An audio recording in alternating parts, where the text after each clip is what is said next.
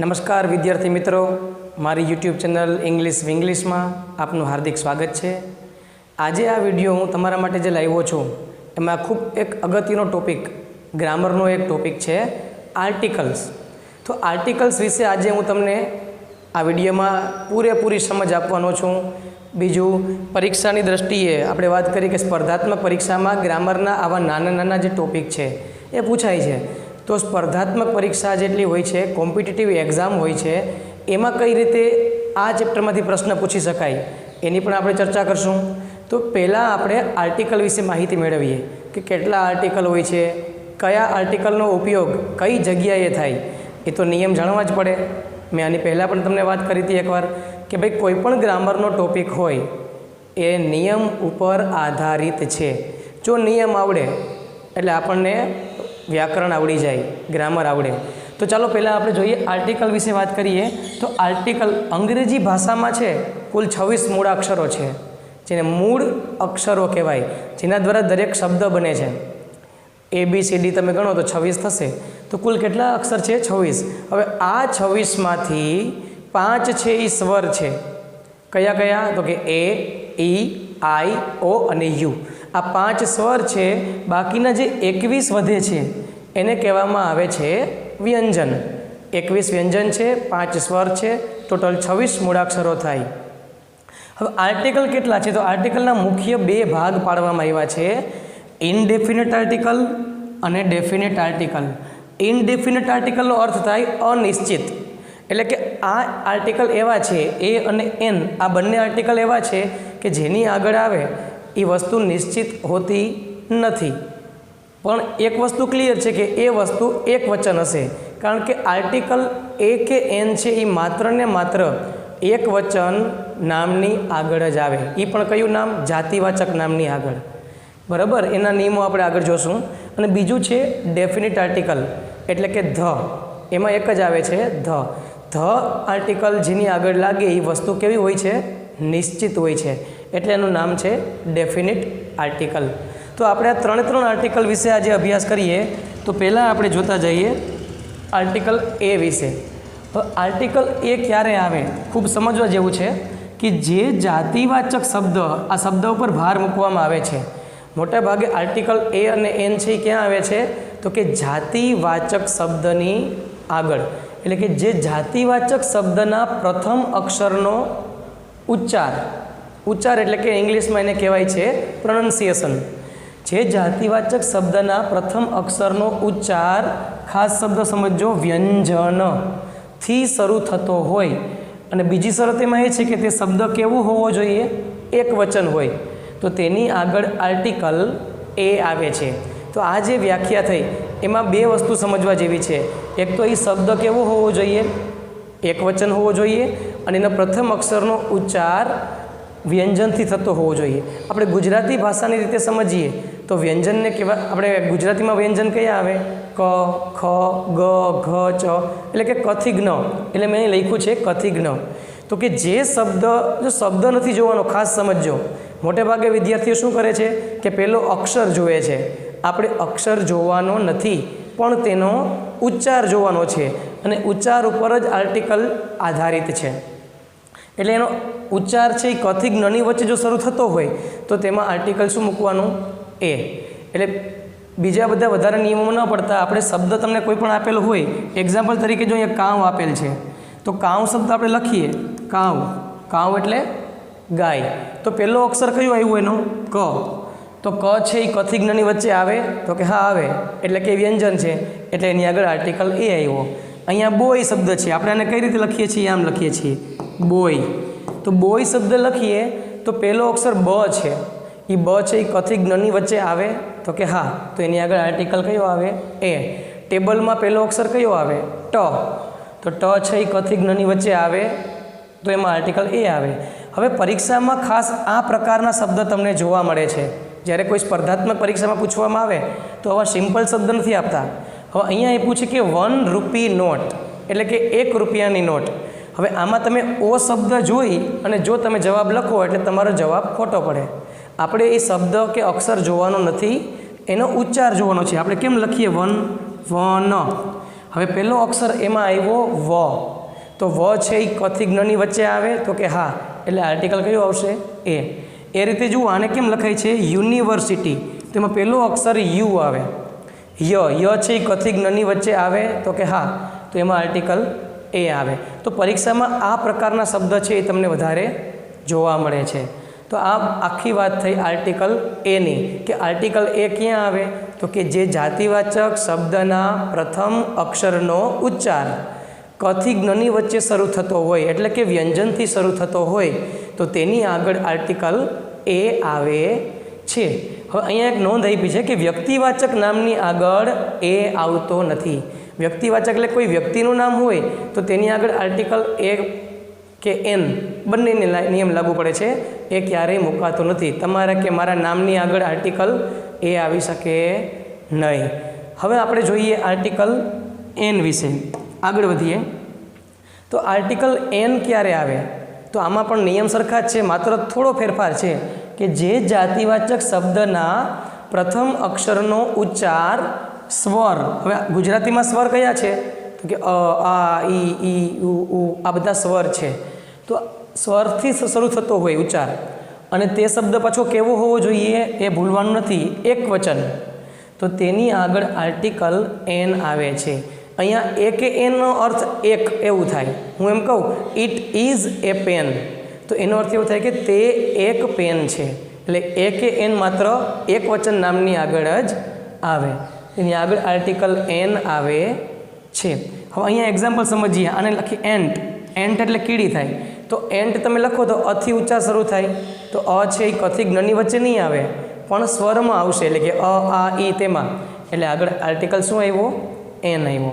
એ રીતે એપલ, આપણે એપલ લખીએ એમાં પણ અથી શરૂઆત થાય છે. ઓરેન્જ તો પણ અથી આવે છે, એટલે આર્ટિકલ એન આવે. હવે પરીક્ષામાં આ પ્રકારના શબ્દ તમને જોવા મળશે ખાસ, કે એસટી બસ. હવે આપણે શું કરીએ છીએ? પહેલો અક્ષર જોઈએ. હવે તમે એસ જુઓ તો એનો અર્થ એવો થાય કે તમે એસ જોઈને શું કરશો? આર્ટિકલ કયો મૂકશો? એ મૂકશો, તો તમારો જવાબ ખોટો પડે. એસ આપણે કઈ રીતે લખીએ છીએ? આમ લખીએ છીએ એસ, તો પહેલો અક્ષર કયો આવ્યો એમાં? અ.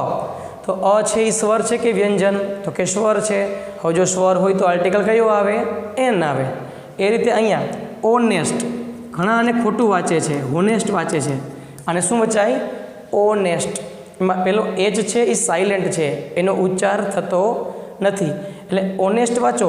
જો ખાલી ઓનેસ્ટ શબ્દ હોય તો એની આગળ કોઈ આર્ટિકલ આવતો નથી, પણ અહીંયા શબ્દ છે ઓનેસ્ટ મેન, તો એની આગળ આર્ટિકલ કયો આવશે? અથી સ્ટાર્ટ થાય છે, અ છે એ સ્વર છે માત્ર, એટલા માટે એન ઓનેસ્ટ મેન આવું જોવા મળે છે. તો આ બંને આર્ટિકલની વાત થઈ, જે હતા કેવા? તો કે ઇનડેફિનિટ, એ અને એન, જેનો અર્થ થાય એક. હવે એ ક્યારે આવે, એન ક્યારે આવે, એની ચર્ચા કરી. હવે સૌથી અગત્યનો ત્રીજો જે આર્ટિકલ છે એના ઘણા બધા ઉપયોગો છે, એટલે આપણે ક્રમશઃ એક પછી એક ઉપયોગ સમજતા જઈએ અને જોતા જઈએ. તો આર્ટિકલ ધમાં પહેલું આપ્યું છે કે જ્યારે કોઈ વસ્તુ, પ્રાણી કે પદાર્થ વિશે જ્યારે પહેલી વાર વાત કરતા હોય ત્યારે આર્ટિકલ જે આવે એ મૂકવાનો, પરંતુ એ જ વસ્તુ, પ્રાણી કે પદાર્થ વિશે જ્યારે બીજી વખત વાત કરીએ ત્યારે આર્ટિકલ કયો આવે છે? ધ. શા માટે? કારણ કે એ વસ્તુ કેવી થઈ ગઈ? નિશ્ચિત થઈ ગઈ, ફાઇનલ થઈ ગઈ, એટલા માટે ડેફિનેટ આર્ટિકલ કયો આવશે? ધ આવશે. એક્ઝામ્પલ તરીકે જો મેં લખ્યું છે કે ઇટ ઇઝ ખાલી જગ્યા પેન. અહીંયા પેન વિશે આપણે પહેલી વખત વાત કરીએ છીએ, તો એમાં આર્ટિકલ ધ નથી આવતો, તો કયો આવશે? એ કે એનમાંથી a. It is a pen. હવે ફરીથી એ જ પેન વિશે પાછી વાત કરી, એનો અર્થ એવો થયો કે એ વસ્તુ કેવી થઈ ગઈ? નિશ્ચિત થઈ ગઈ, તો અહીંયા આર્ટિકલ કયો આવશે? The. The pen is red. ખ્યાલ આવ્યો?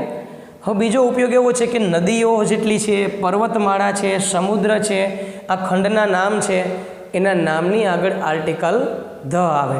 એક્ઝામ્પલ તરીકે જો અહીં આપ્યું છે ધ ગંગા. હવે ગંગા છે એ નદી છે, the Ganga, the Yamuna, the Godavari, the Saraswati, the Kaveri, આ બધી જે મહાનદીઓ છે એની નામની આગળ આર્ટિકલ ધ આવે. પર્વતમાળા, જો પર્વત અને પર્વતમાળા આ બંનેમાં તફાવત છે. પર્વતમાળા અને પર્વત, પર્વત કોને કહેવાય? તો જેમાં એક જ ટૂંક આવેલી હોય, આ રીતે એક જ ટૂંક આવેલી હોય એને પર્વત કહેવામાં આવે છે, કે ઉપર ચડીને પછી નીચે ઉતરી જવું. પણ પર્વતમાળા કેને કહેવાય? તો એક કરતાં વધારે ટૂંક આવેલી હોય છે. આપણે ગિરનાર છે તો આપણે ગિરનાર છેલ્લું સ્ટોપ કયું આવે? તો કે દત્તાત્રેય. તો પહેલાં અંબાજી આવે, એનાથી પછી થોડુંક નીચે ઉતરવું પડે, પાછું ઉપર જવું પડે. તો આ રીતે ટૂંક આવે છે. હિમાલય છે એ પર્વત નથી, પર્વતમાળા છે. એમાં અલગ અલગ ટૂંક આવેલી છે. કાંચનજંઘા છે, અને છેલ્લી ટૂંક કઈ છે? તો કે માઉન્ટ એવરેસ્ટ. બરાબર.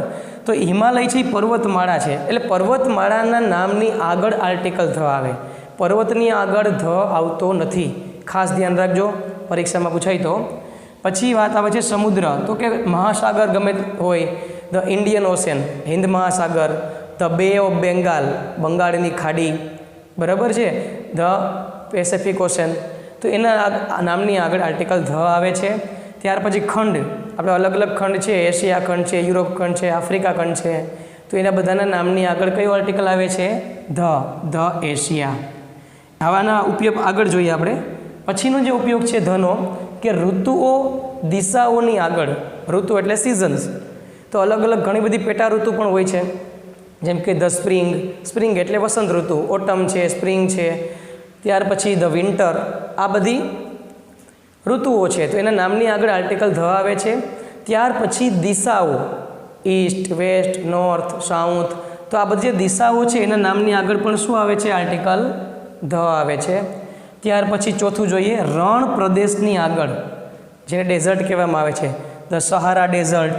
તો રણ પ્રદેશના નામની આગળ આર્ટિકલ ધ આવે છે. ત્યાર પછી પવિત્ર મહાન ગ્રંથની આગળ, જેટલા પણ પવિત્ર ગ્રંથો છે આ વિશ્વમાં, કારણ કે જેટલા ધર્મ છે એટલા ગ્રંથો હોય, તો આ બધા પવિત્ર ગ્રંથોના નામની આગળ આર્ટિકલ ધ આવે છે. The Gita, the Mahabharata, the Bible, the કુરાને શરીફ, બરાબર, ધ ગુરુ ગ્રંથ સાહિબ. તો આ બધા જે મહાન ગ્રંથો છે આપણા, એ બધાના નામની આગળ શું આવે છે? Article the. ત્યાર પછી આગળ વધીએ કે અજોડ વસ્તુઓની આગળ. અજોડ કેને કહેવાય? તો કે એની એક પણ જોડી ન હોય, એક અને માત્ર એક જ વસ્તુ હોય આખા વર્લ્ડમાં, એને અજોડ કહેવામાં આવે છે. તો એવા છે the earth, the sky, the moon, the sun. આ બધા છે એ કુદરતના અનન્ય પદાર્થો છે, એના નામની આગળ શું આવે છે? Article the. વાજિંત્રોની આગળ, આપણે જેટલા પણ ઇન્સ્ટ્રુમેન્ટ હોય છે વગાડવાના સાધનો, એની આગળ આર્ટિકલ ધ આવે છે, જેમ કે the guitar, the flute, the harmonium, etcetera વગેરે.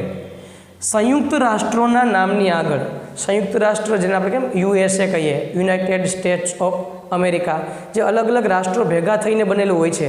વધારે માહિતી તમારે સોશિયલ સાયન્સમાં આવશે, બરાબર. USA છે, UAE છે. તો આ બધાના નામની આગળ આર્ટિકલ ધ આવે છે. ત્યાર પછીનું આગળ જોઈએ કે ભાઈ આખી જાતિ કે સમૂહના નામની આગળ. આખી જાતિ, હવે એવા શબ્દ છે કે આખી જાતિ બતાવે. એક્ઝામ્પલ તરીકે જુઓ, ધ હિન્દુઝ. હિન્દુઝ એટલે કે બધા હિન્દુઓ, બધા હિન્દુઓને લાગુ પડે, તો એક આખી જાતિ થઈ. ધ મુસ્લિમ્સ, તો બધા મુસ્લિમ ભાઈઓ છે એ બધા એક જાતિ થઈ. એવી રીતે ધ રીચ.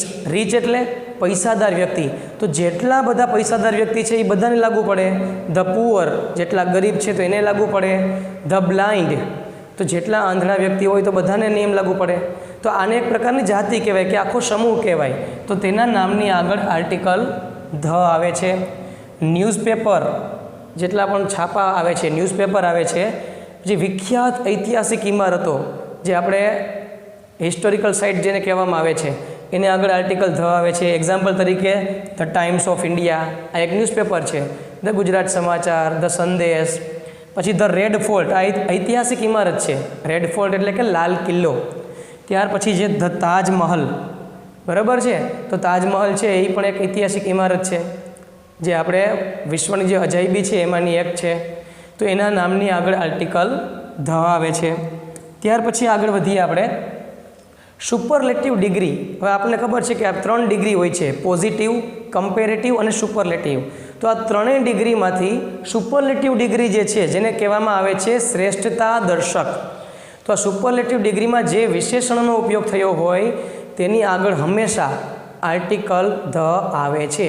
હવે સુપરલેટિવ ડિગ્રીમાં જે વિશેષણ હોય ને તેની પાછળ મોસ્ટ ઓફ EST લાગેલું હોય છે, અથવા તો તે વિશેષણની આગળ મોસ્ટ શબ્દ લાગેલો હોય છે.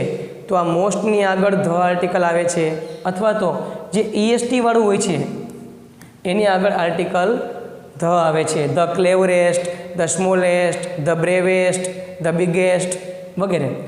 12મો નિયમ છે કે ચોક્કસ નામની આગળ, હવે આપણને એમ થાય કે ચોક્કસ નામ એટલે કયા નામ, તો એક એક્ઝામ્પલ દ્વારા તમને સમજાવું. આમાં એમ લખ્યું છે કે Vadodara is the Paris of Gujarat. હવે પેરિસ છે એ પેરિસ કંઈ ગુજરાતમાં તો આવેલું નથી, પણ અહીંયા શું કર્યું છે, એક ઉપમા આપેલી છે કે વડોદરા છે એ ગુજરાતનું પેરિસ છે. હકીકતમાં પેરિસ અહીંયા હોતું નથી, પણ આપણે વડોદરાને કોની સાથે સરખામણી કરી છે, પેરિસ સાથે, તો આને ચોક્કસ નામ કહેવાય. તો તેની આગળ આર્ટિકલ કયો આવે છે, ધ આવે. અનુક્રમ સૂચક શબ્દની આગળ, અનુક્રમ સૂચક શબ્દ કેને કહેવાય, આપણે 1 2 3 4 એને અનુક્રમ સૂચક ન કહેવાય, પણ પહેલો, બીજો, ત્રીજો, ચોથો આ બધા શબ્દને શું કહેવાય છે, અનુક્રમ સૂચક. અંગ્રેજીમાં એને કહેવામાં આવે છે ઓર્ડિનલ નંબર. તો આપણે જે કહીએ ને અંગ્રેજીમાં એને એમ કહેવાય ફર્સ્ટ, સેકન્ડ, તો એની આગળ આર્ટિકલ ધ આવે. The first, the second, the fourth, the fifth, તો આ બધા નામની આગળ શું આવે છે, આર્ટિકલ ધ. આવા તો ઘણા બધા ઉપયોગો હોય છે, પણ આમાં મોસ્ટ ઓફ ઉપયોગ મેં તમને આવરી લીધેલા છે. તો આ આપણું ચેપ્ટર હતું ખૂબ અગત્યનું, જેને કહેવાય છે આર્ટિકલ. હવે આ આર્ટિકલ ચેપ્ટરમાંથી પરીક્ષામાં આપણને પૂછાય છે, ખાસ કરીને સ્પર્ધાત્મક પરીક્ષા જેટલી હોય છે, કોમ્પિટિટિવ એક્ઝામ, એમાં આપણને એ કઈ રીતે પૂછે છે એની આપણે હમણાં ચર્ચા કરીએ. હવે આપણે જોઈએ કે આ ચેપ્ટર જે આર્ટિકલ નામનું ચેપ્ટર છે એમાંથી સ્પર્ધાત્મક પરીક્ષા માટે કઈ રીતે પ્રશ્ન પૂછી શકાય. આપણને ખ્યાલ છે કે કોમ્પિટિટિવ એક્ઝામમાં MCQ ક્વેશ્ચન હોય છે, બરાબર. તો એમાં આ ચેપ્ટરમાંથી કઈ રીતે પૂછાય, તો એની ખાલી જગ્યા અમુક છે, આપણે સોલ્વ કરીએ અને સાથે સમજીએ. તો પહેલી ખાલી જગ્યા આપી છે કે શી બોટ ખાલી જગ્યા અમ્બ્રેલા યસ્ટરડે, કે ગઈકાલે તેણે છત્રી ખરીદી. હવે અહીંયા ખાલી જગ્યા પછી અમ્બ્રેલા શબ્દ છે, તો અમ્બ્રેલા એનો ઉચ્ચાર અથી સ્ટાર્ટ થાય છે, એટલે અ છે ઈશ્વર છે, એટલા માટે જવાબ આવશે એન. ત્યાર પછી આગળ જોઈએ, હી ઇઝ ખાલી જગ્યા ઓનેસ્ટ મેન, અને હોનેસ્ટ ન વચાય, શું વચાય, ઓનેસ્ટ. તો અથી ઉચ્ચાર શરૂ થાય છે એટલે એમાં પણ જવાબ આવશે એન. ત્રીજી ખાલી જગ્યા છે સી ઇઝ ખાલી જગ્યા યુરોપિયન લેડી. યુરોપિયન શબ્દ, હવે જો આપણે સ્પેલિંગ જોઈને જવાબ લખવા જઈએ તો સીધું ખોટું પડે. આગળ ઈ છે ઈશ્વર છે, પણ આપણે એ અક્ષર જોવાનો નથી, આપણે એનો ઉચ્ચાર જોવાનો છે. હવે એને લખાય કઈ રીતે, કે યુરોપિયન, યથી સ્ટાર્ટ થાય છે. હવે યથી સ્ટાર્ટ થતું હોય તો ય છે એ વ્યંજન છે, માટે તેમાં આર્ટિકલ આવશે એ. ચોથું છે એ આઈ શો ખાલી જગ્યા વન આઈડ મેન યસ્ટરડે. હવે વન શબ્દ આપ્યો છે, હવે ઓ સ્પેલિંગ છે ઓથી સ્ટાર્ટ થાય છે, પણ એનો ઉચ્ચાર તો વ છે, માટે આપણે એમાં આર્ટિકલ કયો આવશે, એ. હવે અહીંયા ભૂલથી આન્સરમાં એન લખાયેલો છે, પણ આપણો સાચો જવાબ થશે એ. ખાલી જગ્યા Ganga is A sacred river. Sacred એટલે શું થાય, પવિત્ર. હવે અહીંયા ગંગા છે એ નદીની વાત કરવામાં આવી છે. જો ગંગા કોઈ સ્ત્રીની વાત કરતા હોય તો એમાં આર્ટિકલ આવતો નથી, પણ એક પવિત્ર નદીની વાત છે, તો પવિત્ર નદી કોઈ પણ હોય એની આગળ આર્ટિકલ હંમેશા કયો આવે, ધ. છઠ્ઠું, ખાલી જગ્યા સન રાઇઝિસ ઇન ધ ઈસ્ટ. હવે સન છે એ કુદરતનો એક અનન્ય પદાર્થ છે, બરાબર છે, એટલા માટે તેની આગળ પણ આર્ટિકલ કયો આવશે, ધ. સાતમું, સી ઇઝ ખાલી જગ્યા best student in the class. હવે અહીંયા ખાલી જગ્યા પછી બેસ્ટ આપેલ છે, તો બેસ્ટ છે એ સુપરલેટિવ ડિગ્રીનું રૂપ છે. આપણે વાત કરી હતી કે સુપરલેટિવ ડિગ્રીમાં વિશેષણની આગળ હંમેશા ધ આવે, એટલે અહીંયા બેસ્ટની આગળ શું આવશે, ધ. આઠમું, આઈ શો ખાલી જગ્યા બોય વુ હેલ્પડ યુ યસ્ટરડે. હવે જો ખાલી જગ્યા પછીનો સીધો શબ્દ જોઈ અને જવાબ મૂકવા જઈએ તો ક્યારેક ખોટું પડે. અહીંયા તમે ખાલી જગ્યા પછી જો બોય શબ્દ આપેલ છે, હવે માત્ર બોય શબ્દ જોઈને તમે જવાબ મૂકો તો તમે આર્ટિકલ એ મૂકશો, પણ અહીંયા આર્ટિકલ એ નહીં આવે. શા માટે, તો જો આગળ જોઈએ, આઈ શો ખાલી જગ્યા બોય, મેં એ છોકરાને જોયો હુ હેલ્પડ યુ યસ્ટરડે, જેણે તમને ગઈકાલે મદદ કરી. તો છોકરો છે અહીંયા ડેફિનેટ થઈ ગયો, નિશ્ચિત થઈ ગયો. તો નિશ્ચિત જ્યારે કોઈ વસ્તુ હોય ત્યારે આર્ટિકલ ધ આવે, એટલા માટે અહીંયા ધ આર્ટિકલ આપેલો છે. ખાલી જગ્યા Apple A day keeps the doctor અવે. આ પ્રકારનું જે કહેવત છે. હવે એપલ શબ્દ છે એમાં અથી અને ઉચ્ચારણ શરૂ થાય છે, તો અ છે ઈશ્વર છે, માટે એમાં આવશે એન. હી વોન્ટ્સ ટુ બી ખાલી જગ્યા એન્જિનિયર. હવે એન્જિનિયરમાં અથી ઉચ્ચાર શરૂ થાય છે, એમાં પણ જવાબ આવશે એન. માય ફાધર ઇઝ ખાલી જગ્યા એમપી. હવે એમપી એટલે મેમ્બર ઓફ પાર્લામેન્ટ, બરાબર છે. હવે એમ તમે લખવા જશો તો એનો ઉચ્ચાર અથી સ્ટાર્ટ થશે, એમ. તો અ છે એ સ્વર છે, માટે તેમાં જવાબ આવશે એન. ખાલી જગ્યા Mount Everest is the highest peak in the world. Mount એવરેસ્ટની વાત કરી છે, બરાબર. ખાલી જગ્યા માઉન્ટ એવરેસ્ટ. તો માઉન્ટ એવરેસ્ટની કોઈ પણ પર્વતમાળા હોય તો તેમાં આર્ટિકલ કયો આવે? ધ. એટલે અહીંયા આવશે ધ. હી ઇઝ ખાલી જગ્યા યુનિવર્સિટી સ્ટુડન્ટ. યથી ઉચ્ચાર શરૂ થાય છે, યુનિવર્સિટી. ય છે એ વ્યંજન છે, માટે તેમાં જવાબ આવે છે એ. ખાલી જગ્યા તાજમહલ ઇઝ ઇન આગ્રા. તાજમહલ છે એ એક ઐતિહાસિક ઇમારત છે.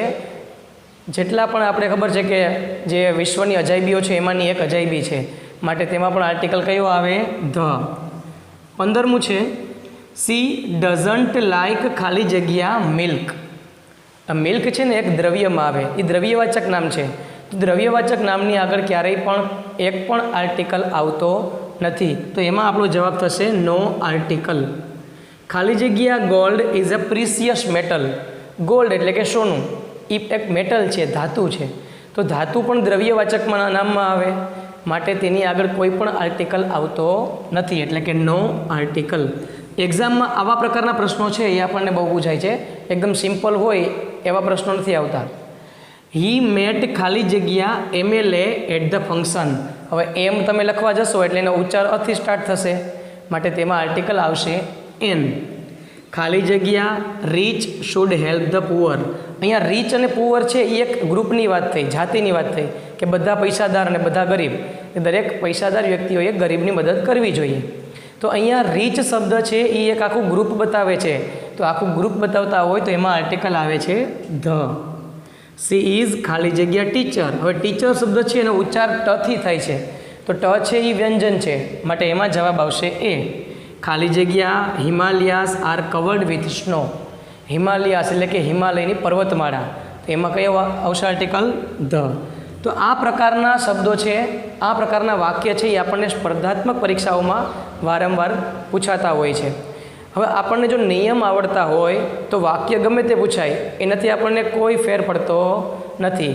માટે જે ગ્રામર તૈયાર કરવું હોય આપણે, તો ગ્રામર છે એના માટે પહેલાં નિયમો તૈયાર કરવા પડે, અને નિયમ આવડશે તો કોઈ પણ ટૉપિક તમને ગમે ત્યારે પૂછાય, આવડી જાય. આ વિડીયોમાં મેં સરળ સમજૂતી સાથે તમને ગ્રામરનો આ ટૉપિક સમજાવ્યો છે. છતાં પણ તમને હજી કંઈ પણ પ્રશ્ન હોય તમે કોમેન્ટ બોક્સમાં મને પ્રશ્ન પૂછી શકો, હું એનો જવાબ જરૂર આપીશ. આશા છે કે તમને આ વિડીયો જરૂર ગમ્યો હશે. જો આ વિડીયો ગમ્યો હોય તો એને લાઇક, શેર અને સબસ્ક્રાઈબ જરૂર કરજો. આવા ઘણા બધા વિડીયો હજી જે કોમ્પિટિટિવ એક્ઝામમાં તમને કામ આવે, આવા વિડીયો હું હજી મૂકવાનો છું. તો એ વિડીયો તમારી સુધી સરળતાથી પહોંચી જાય તેના માટે સબસ્ક્રાઈબ જરૂર કરજો. અસ્તુ. જય હિન્દ, જય ભારત.